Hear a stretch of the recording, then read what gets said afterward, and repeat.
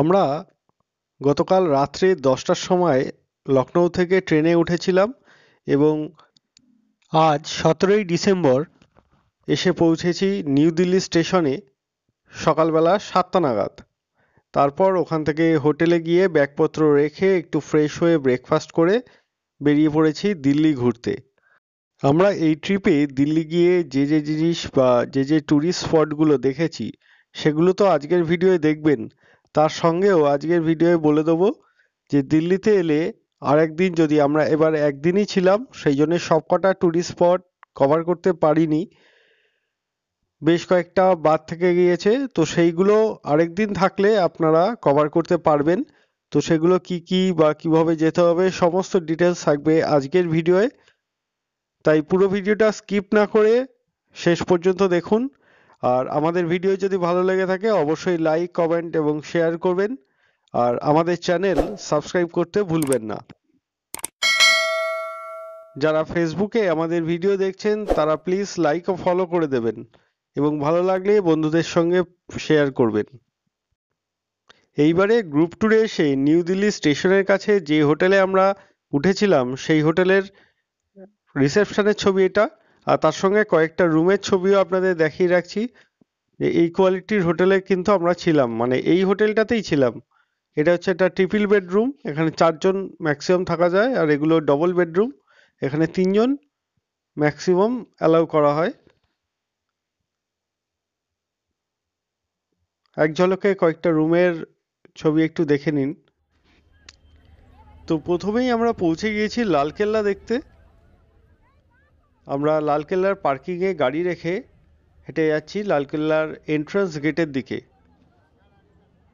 আচ্ছা, group tour এলে কিন্তু যে কোনো ট্যুরিস্ট স্পটে ঢোকার যে টিকিট মূল্য সেটা আপনাদের নিজস্বই থাকবে। আমাদের দায়িত্ব ট্যুরিস্ট স্পটে গাড়ি করে নিয়ে আসা।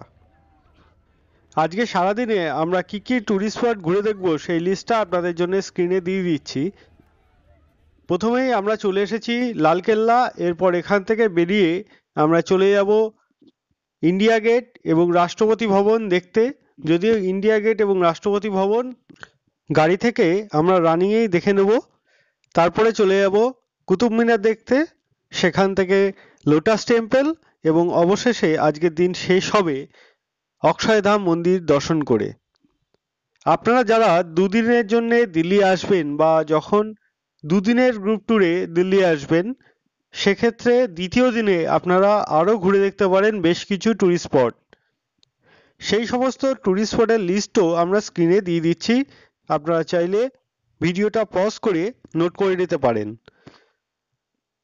তাছাড়াও আমি একবার বলে দিচ্ছি, এছাড়া আপনারা ইন্দিরা গান্ধী ভবন দেখতে পারেন, হুমায়ুন টোম্ব দেখতে পারেন, এছাড়া আপনারা দেখতে পারেন ইন্দিরা গান্ধী ইন্টারন্যাশনাল এয়ারপোর্টের একদম পাশে অবস্থিত এয়ারফোর্স মিউজিয়াম।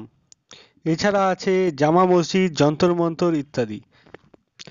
আমরা এখন লালকেল্লার মেন প্রবেশদ্বার দিয়ে ভেতরে ঢুকতে চলেছি। সামনে এই জায়গাটায় মার্কেট মতো করা আছে, আর আরও ভেতরে সোজা ওই যে দূরে দরজাটা দেখা যাচ্ছে ওখান দিয়ে এগিয়ে গেলে তাহলে মেন লালকেল্লার যে পরিসর সেখানে আমরা পৌঁছে যাব। চলুন ধীরে ধীরে আমরা লালকেল্লাটা ঘুরে দেখি।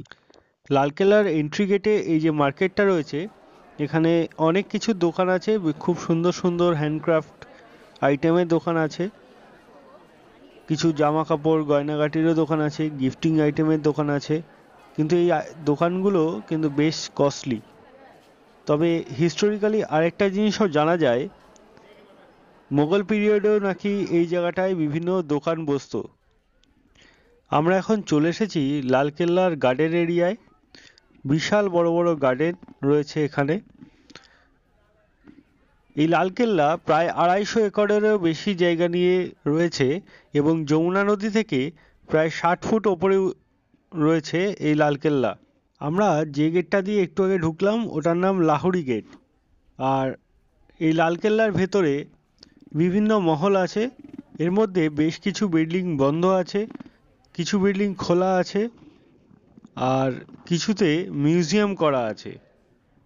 আর সামনে যে বিল্ডিংটা দেখতে পাচ্ছেন দূরে খানিকটা মাঠের পরে যে বিল্ডিংটা দেখতে পাচ্ছেন ওটাই হচ্ছে দিওয়ানে আম। আমরা আরো এগিয়ে গিয়ে কাছ থেকে দেখব দিওয়ানে আম, যেখানে মোগল এম্পায়ারের রাজারা প্রজাদের সঙ্গে দেখা করতেন। আমরা এখন দাঁড়িয়ে আছি দিওয়ানে আমের মধ্যে। এই পুরো বিল্ডিংটার নামই হচ্ছে দিওয়ানে আম। আর সামনে কাঁচ দিয়ে ঘেরা যে হোয়াইট কালারের সিংহাসনের মতো দেখতে পাচ্ছেন, এটাই হচ্ছে রাজ সিংহাসন। ওখানে বসেই মোগল রাজারা তার প্রজাদের সঙ্গে দেখা করতেন বা কথা বলতেন।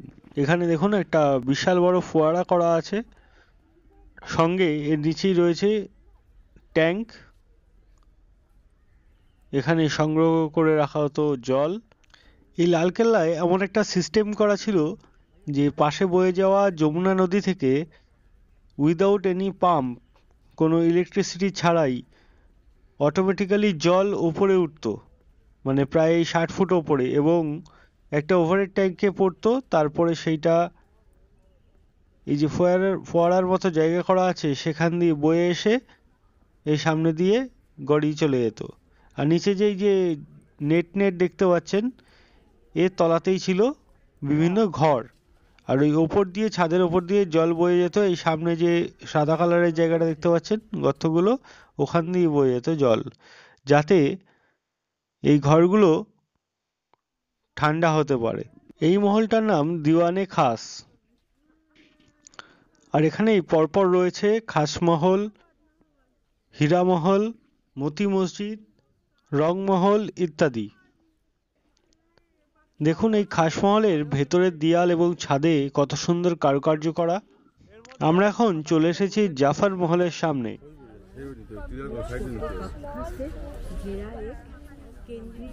তখনকার দিনের পুকুর করা, তার ঠিক মিডিলে রয়েছে। লালকেল্লা থেকে বেরিয়ে আমরা গাড়িতে চলে এসেছি এখন পুরনো সংসদ ভবন এবং রাষ্ট্রপতি ভবন এবং তারপরে ইন্ডিয়া গেট দেখতে। এইগুলো দেখে আমরা সোজা চলে যাব কুতুব মিনার দেখতে। চলন্ত গাড়ি থেকে দেখছিলাম, তাই খুব ভালো ভিডিও বা ফটোগ্রাফি করতে পারিনি। এই রাস্তার দুধারেই রয়েছে গভর্নমেন্ট অফ ইন্ডিয়ার বিভিন্ন সরকারি দপ্তর এবং অফিস।